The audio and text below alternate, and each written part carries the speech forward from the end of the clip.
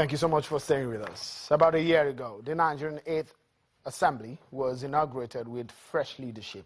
It was a PDP-dominated National Assembly in the past, but this time a new party, the ruling APC, came on board as a majority party in both chambers of the legislature.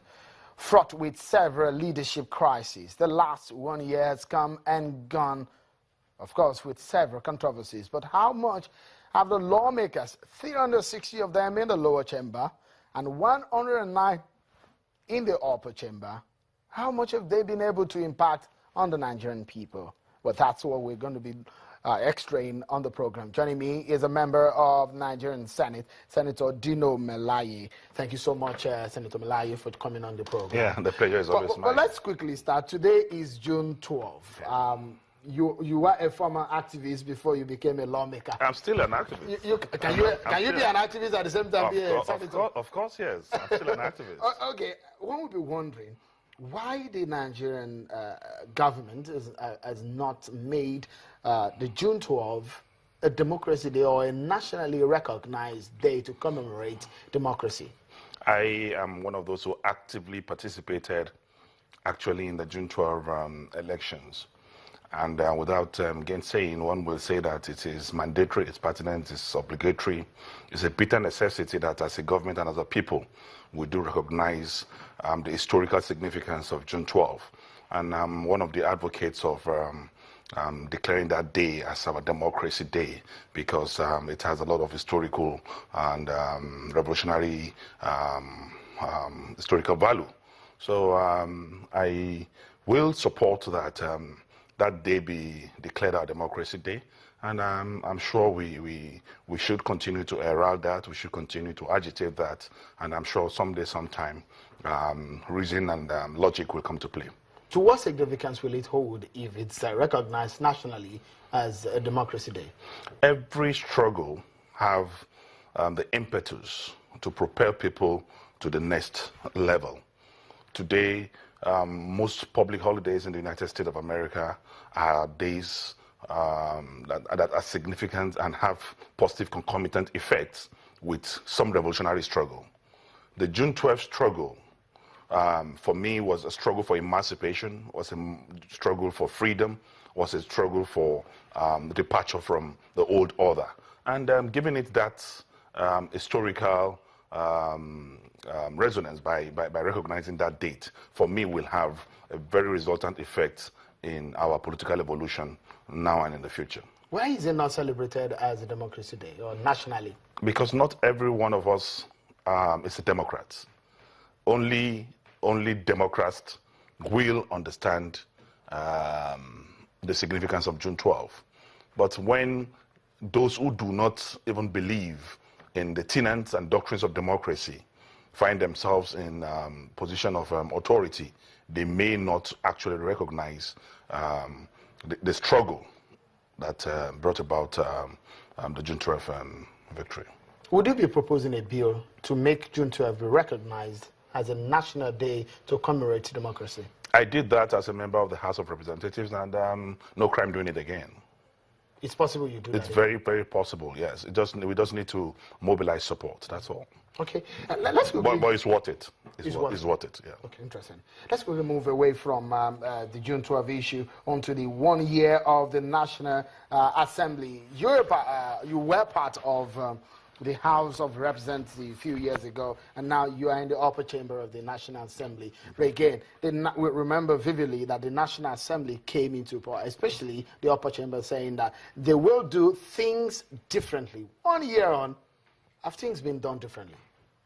I want to start by saying that the Senate, of which I'm a member, has done brilliantly well, even against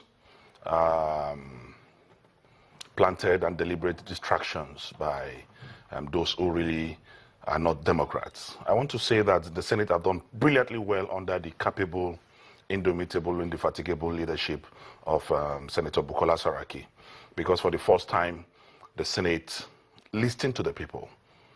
And if you look at the Senate reversed herself on 2 different occasions as a result of, as a response to the yearnings and aspirations of the public.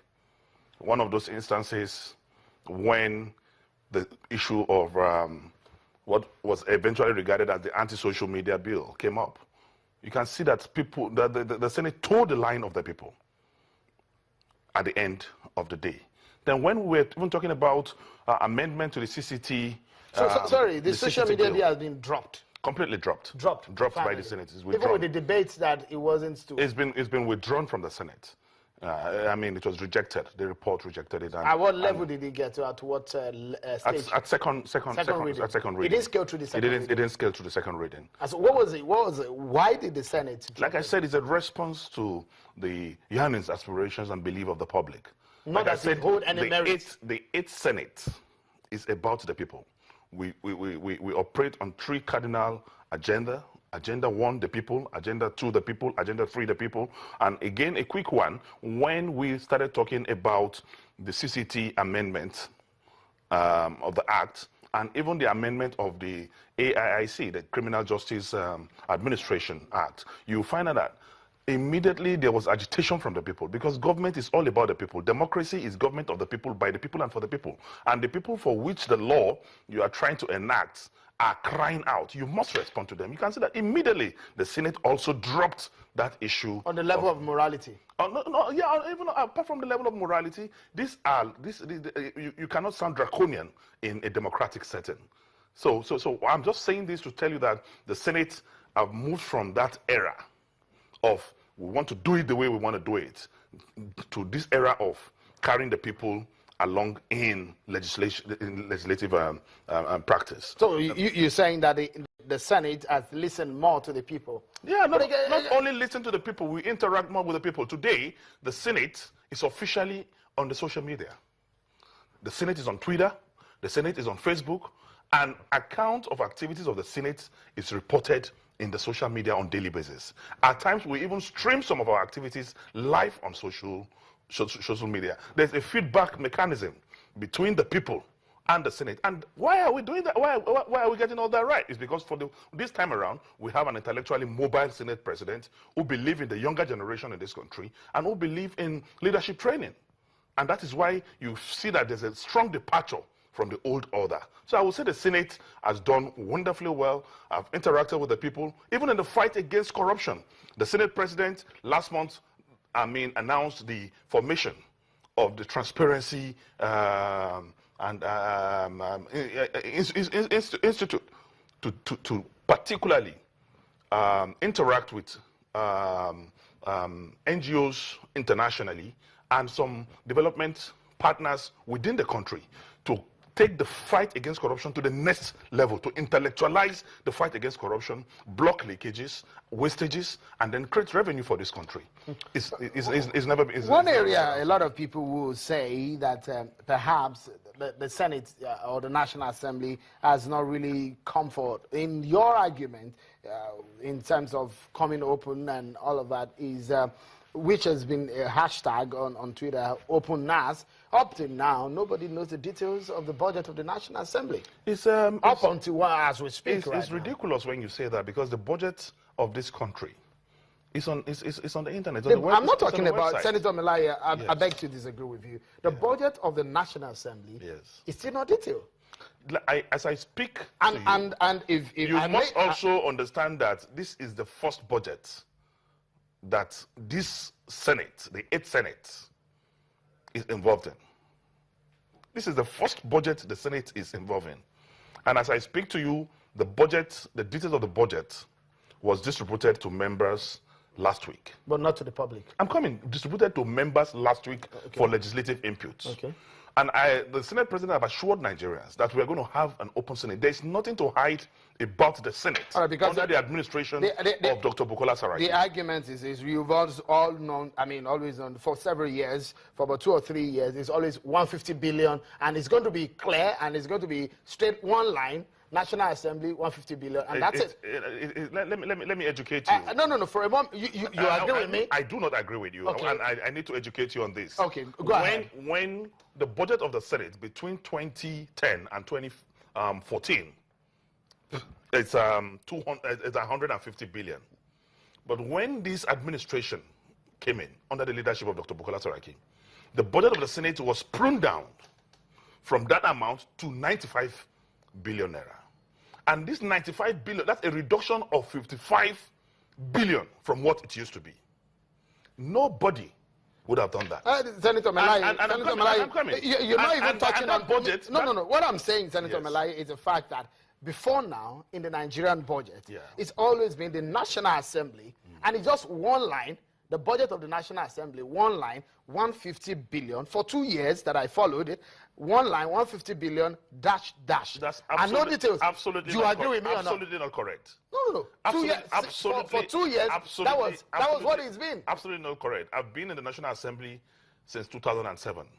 And I can tell you that even that 150 billion National Assembly is segmented. You have budget of the Senate, you have the budget for the House of Representatives, you have budget for legislative aids, you have budget for management, you have budget for the institute, that's the National Assembly Legislative Institute, you have budget for PCC, that's Public Complaint Commission. These are all the institutions and agencies of National Assembly that form the budget of National Assembly. It's not that 150 billion, or as the case is now, 95 billion, is just to legislators. This breakdown, Senator, you're not getting my point. This breakdown is in all budgets. My point is that there's never been breakdown to the public. No, there is. Maybe you are going to do it now. There is. There's never been. There is. What there's always been. And I want to tell you that this budget of the National Assembly, it's in all budgets. It's in the details of the federal budget. It's not the budget of the National Assembly. It seems it's only Senator Melai that has the details. No. Several of us Nigerians on this other side. Listen to me. What you don't have, maybe breakdown. That's what I'm saying. Breakdown of some of the sub units of the National Assembly. But you are just saying it's a one line, but no budget. No, that's what in the breakdown. No budget will come like that. No. No budget will come. It's not possible. I beg your pardon. No budget will come like that. It's always been like that. But we'll take a moment. I would disagree with you on that because we've always talked about that's the perception. openness. That's planted stories that in order to if you would say you would do things differently, I agreed. Yeah. And you've told me that I have agreed with you. I agree with you that the Senate President promised open Senate.